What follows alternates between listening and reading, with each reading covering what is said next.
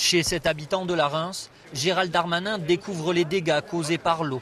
Les rues largement remises en état, le ministre de l'Intérieur consulte des photos, échange avec les sinistrés. Il vient aussi leur assurer le soutien de l'État. Nous publions le décret qui permet aux personnes, aux commerçants, de pouvoir se faire rembourser de leur assurance les graves dégâts qu'ils ont eus. C'est chose faite puisque ce matin, 150 communes de 3 départements, 115 dans les Pyrénées-Atlantiques, sont dans l'état de catastrophe naturelle déclarée.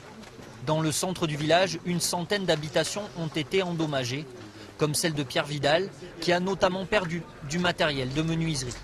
Ce n'est pas les ministres qui ont déblayé les granges, c'est les copains et les gars de la commune, mais ce n'est pas les ministres. Mais bon, après, c'est vrai qu'on soit pris en compte comme ça et que cette catastrophe soit prise en compte, c'est important pour nous et pour les assurances et pour tout ça, quoi. La commune de la Reims évalue le montant des réparations à environ 2 millions d'euros. Le maire veut à tout prix éviter que la catastrophe se reproduise. En venant sur le terrain, il a pris conscience de ce qu'est notre montagne et de ce que ça peut représenter. Ça, c'est la première chose.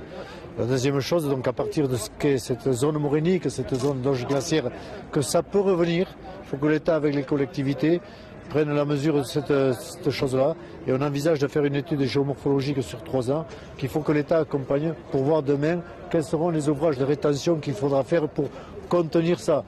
Cet après-midi, les Larençois gardent le souvenir des torrents d'eau de la semaine passée et craignent de revivre le phénomène. C'est la 3e fois que la commune connaît ce type d'inondation en 2 ans.